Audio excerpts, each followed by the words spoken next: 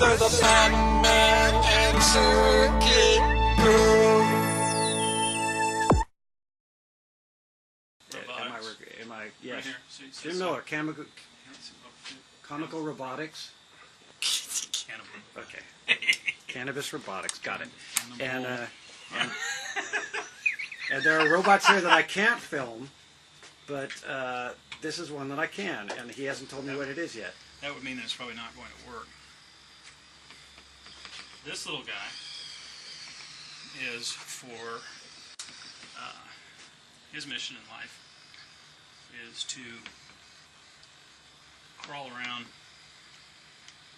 inside of it's 3.5 inches tall, and his mission in life is to be able to crawl around inside of the rafters of buildings and such. Let me see if I can get him to turn on his camera. Here you go. Here's what he's seeing. Well, I can't really get a good angle.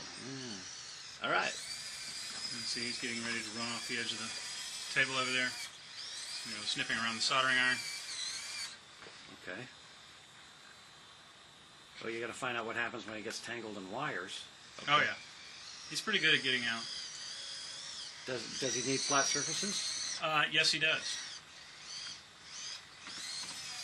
But he's short enough. His original job was that of if you've ever run a cable through the ceiling of a house or a business, it's enormously difficult to find a path. So his original job was to go, you stick him up in the rafters, up in the ceiling, and you say, go take this cable around the corner, and I'll see you over on the other end.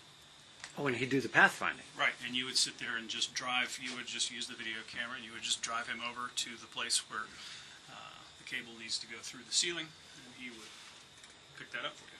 That's pretty sweet. Yeah. Oh, what do you think your best conceptual breakthrough on this one was, or the cleverest little weird thing that you've done that no one else did? Or was it just a nice exercise? And the controller. And this is a giant pain in the butt? And a dog. Well, when was the last time someone used what is that? Yeah, Atari controller or a Commodore controller? Oh, don't ask me. Everybody uses them on this show. These are great. Yes, there's a reason old surplus computer stores exist. It's to maintain the pot-driven joysticks. Yeah.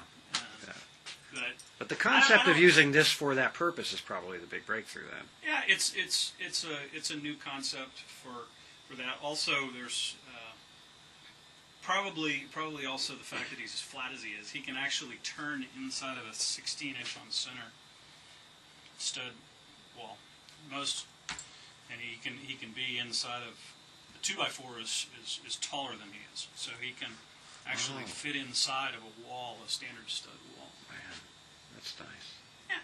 Hey, can I videotape that picture? That picture, I wish I could say is mine, but yeah, absolutely. That is amazing. That is a F-18 going through the sound barrier. Man. Pretty cool picture. It's not the space shuttle, though. No, you worked on risk assessment software for the space shuttle. Yes. Can you talk about that? Sure. We used directed graphs. It was an analog of a fault tree, but we used directed graphs to map and propagate failures through systems. And it was an exceptionally cool technology because it allowed a controller to look at a failure mode or look at a set of failure indicators. Spacecraft have totally over-instrumented systems. And so when something fails somewhere, they get a gazillion different warnings. And what we figured out a way to do using directed graphs was to isolate a single or a pair of causes that could cause all of those warnings simultaneously. It would also take off the map anything that could not be involved in what was going on. So it would very quickly rip through huge systems and say, the only single or pair of failures that can cause all of these warnings and problems simultaneously is this or this or this. So it's not so much what you were telling them as what you weren't telling them. and it was a Look focus. Look at the negative of the problem as opposed to Information the positive. sorting rather than acquisition of information. Exactly. And as far as I know, they're still using that in the space station and the space shuttle programs today. And you found out, as you were studying and working real hard, that at some point in a problem like this, you become the world's expert at something. That is absolutely true. At some moment in time, everybody gets to be the world's expert in whatever they've been working on for a while.